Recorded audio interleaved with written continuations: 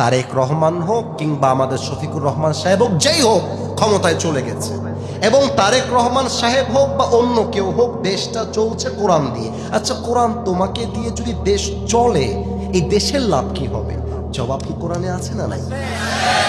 فمن تبع هداي فلا خوف عليهم ولا هم يحزنون।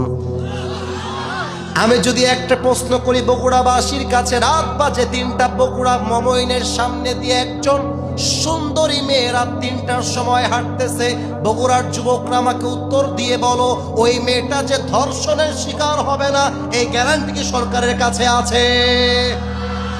কোরআন বলছে আমাকে তুমি যদি পার্লামেন্টে নিয়ে যাও, এমন এমন আইন পাশ করে দিব, কোন মেয়েকে ধর্ষণ করা তো দূরের কথা, তার দিকে চোখ তুলে তাকাবে এমন বাপের বেটাও বাংলাদেশে খুঁজে পাওয়া যাবে না। নিয়ে যাও, আমাকে নিয়ে গিয়ে আইনটা পাশ করো। আচ্ছা, আমি আরো কয়েকটা কথা আজকে বলে ফেলি। আমাদের নবীজির দেশের নাম হচ্ছে মদিনা। আচ্ছা, একটা কথা জিজ্ঞেস করি সবাইকে, মনে যদি চাই উত্তর দিবেন, ফোর্স করব না, জোর করব না। নবীজির রওজার সামনে গিয়ে সালাম দিতে মন চায় না আপনাদের?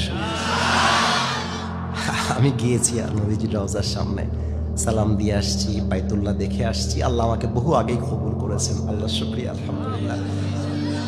নবীজির রওজায় সালাম পেশ করে ওখানেই মেঝেতে টাইলসে শুয়ে গেছি, ওখানে যেটা মেঝে আছে শুয়ে গেছি। তো আমার এখনো মনে আছে যে আমার পকেটে ওয়ালেট ছিল, ওয়ালেটে কয়েকশো রিয়াল ছিল, বাংলাদেশি টাকায় অনেক টাকাই হবে হিসাব করলে। তারপরে 3টা ফোন ছিল, পাসপোর্ট ছিল। আমি বলছি কেন, একটু পরেই বুঝবেন। সব রেখে ঘুমায় গেছি। মদিনাতে আল্লাহর কোরআনের একটা আইন আছে, সেটা হলো কেউ যদি চুরি করে তোমরা তার হাতটা কেটে দাও। এটা আইনটা পাশ আছে, একদম সংবিধানে, পার্লামেন্টে পাশ আছে। আমি যখন ঘুমায় গেলাম ভাবলাম আজকে দেখবো আল্লাহর কোরআনের আইনের পাওয়ার কত বেশি। সব সামনে রেখে আরামে ঘুম। আজান দিল মদিনায়, ঘুম ভাঙলো। ঘুমের আগে যেভাবে যেটা যেখানে রেখেছিলাম, ঘুম থেকে উঠে দেখছি সেখানে তা সেভাবেই রাখা আছে, সেভাবে।